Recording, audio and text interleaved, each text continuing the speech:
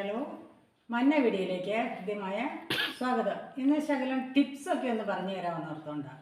അതായത് നമുക്ക് ചില കാര്യങ്ങൾ അറിയാവുമ്പോൾ മറ്റുള്ളവർക്ക് കൂടി പറഞ്ഞു കൊടുക്കുന്നതല്ലേ നല്ലത്. ഈ അറിവൊക്കെ എനിക്ക് മാത്രം വെച്ചുകൊണ്ടിരിക്കാനല്ലല്ലോ ദൈവം തന്നിരിക്കുന്നത്. അപ്പോൾ കുറച്ച് നല്ല വലിയ ജിലേബി കിട്ടി. ഇത് എവിടെ നിന്നാണെന്നല്ലേ, ഇന്നലെ സൺഡേ ആയിരുന്നല്ലോ, ധ്യാനമൊക്കെ കൂടാൻ പോയിട്ട് തിരിച്ചു വന്നപ്പം ഒരു ബേക്കറി കയറി കുറച്ച് ജിലേബി വാങ്ങിക്കണം. എനിക്ക് ഷുഗറുണ്ട് കേട്ടോ, എനിക്ക് വേണ്ടിയിട്ടല്ല, ഹസ്ബൻഡിന് വേണ്ടിയിട്ടാണ് മേടിച്ചത്. അപ്പോൾ അല്ലെങ്കിൽ നിങ്ങൾ വിചാരിക്കുകയല്ലേ ടീച്ചറിന് ഭയങ്കര മധുരത്തീറ്റയെന്ന്. ഞാൻ മധുരം അങ്ങനെ തിന്നാറില്ല, പക്ഷേ ഷുഗർ ഇല്ലാത്തൊരു ആളായതുകൊണ്ട് ഞാൻ ജിലേബി, നല്ല സൂപ്പർ ജിലേബി. പക്ഷേ ജിലേബി ഭയങ്കരമായിട്ട് ഡ്രൈ ആയിട്ടായിരിക്കുന്നത്.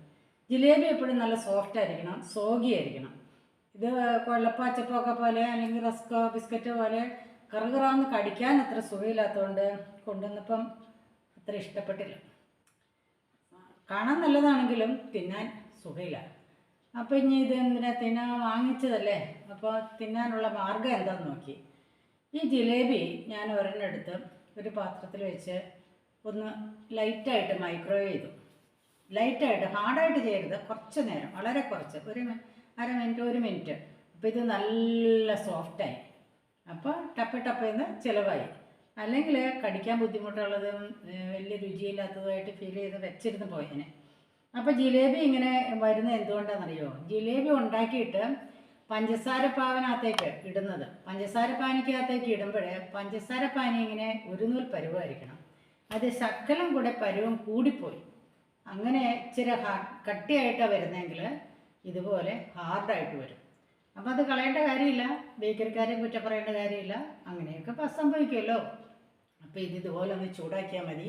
ആ പാനിപ്പരുവ അങ്ങ് മാറി നല്ല സോഫ്റ്റായിട്ടും നല്ല സോഗിയായിട്ടും കിട്ടും. അപ്പോൾ അത് തിന്നാൻ നല്ലതാണ്. എന്നാൽ എല്ലാം ഇങ്ങനെ മൈക്രോവേവ് ചെയ്യാൻ പോരുത്. നിങ്ങൾക്കിപ്പം ഇടിയപ്പം, അപ്പം, ചപ്പാത്തി, പൊറോട്ട ഇതൊക്കെ ഉണ്ടെന്ന് വെച്ചാൽ അതങ്ങനെ മൈക്രോവേവ് ചെയ്യുന്നതിനേക്കാളും നല്ലൊരു വിദ്യയുണ്ട്. അത് നമ്മൾ സ്റ്റീം ചെയ്യും. അത് സ്റ്റീം ചെയ്താൽ നല്ല സൂപ്പറാകും. ബ്രെഡ് ആണെങ്കിൽ ലൈറ്റായിട്ടൊക്കെ ഒന്ന് മൈക്രോവേവ് ചെയ്താൽ നന്നായിരിക്കും. പക്ഷേ സ്റ്റീമിംഗ് ആണ് അതിന് നല്ലത്. സ്റ്റീം ചെയ്തെടുത്താൽ നല്ല സോഫ്റ്റായിരിക്കും. ചപ്പാത്തി അതെ, ഇടിയപ്പം അതെ, പൊറോട്ട അതെ. അപ്പോൾ നമ്മൾ ഇന്ന് വാങ്ങിച്ച ഇടിയപ്പം സ്വല്പം ഫ്രിഡ്ജിൽ വെച്ചിട്ടുണ്ടെങ്കിൽ പിറ്റേ ദിവസത്തേക്ക് അത് മൈക്രോ ചെയ്യാതെ എടുത്ത് അത് സ്റ്റീം ചെയ്യാൻ നോക്കണം. അപ്പോൾ ചിലതൊക്കെ സ്റ്റീമിങ്ങിലും ചിലതൊക്കെ മൈക്രോവേവ് കൊണ്ട് നമുക്ക് യൂസ്ഫുള്ളായിട്ട് മാറ്റാവുന്നതാണ്. അങ്ങനെ ഇതിൻ്റെ ഉപയോഗം ഞാൻ പറഞ്ഞു തന്നല്ലോ. പിന്നെ പഴം കണ്ടോ, ഒരുപാട് പഴം ഇരിപ്പുണ്ട്. പളങ്ങോടൻ പഴം, പൂവമ്പഴം.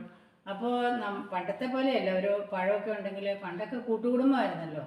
അപ്പോൾ ഈ കൂട്ടുകുടുംബ വ്യവസ്ഥയിലെ പഴമൊക്കെ ഉണ്ടെങ്കിൽ അടിപൊളിയായിട്ട് എല്ലാവരും തിന്നു തീർക്കും. ഇപ്പോൾ അണികുടുംബമായി 2 പേരായിരിക്കും.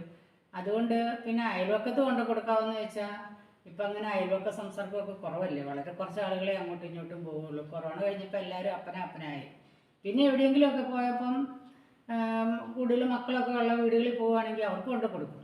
അപ്പോൾ ബിനോയ് അച്ഛനെ, ഞങ്ങളുടെ തൂത്തുട്ടിയിലെ ബിനോയ് അച്ഛനെ അറിയാമല്ലോ, അച്ഛന് 7 മക്കളുണ്ട്. അച്ഛൻ ഭയങ്കര ഹാപ്പിയാണ്.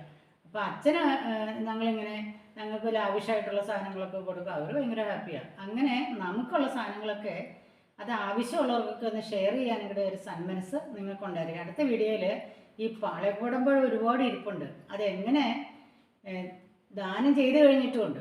അപ്പോൾ അതെങ്ങനെ ഉപയോഗപ്രദമാക്കാമെന്ന് ഞാൻ കാണിച്ചു തരാം. ആ പഴം കൊണ്ട് ഒരുപാട് കാര്യങ്ങൾ ചെയ്യാൻ പറ്റും. അപ്പോൾ ഇന്നത്തെ വീഡിയോ നിങ്ങൾക്ക് ഇത്രയും മതി. അടുത്ത വീഡിയോയിൽ പഴത്തിൻ്റെ ഒരു നല്ല റെസിപ്പി കാണിച്ചു തരാം. ഓക്കെ.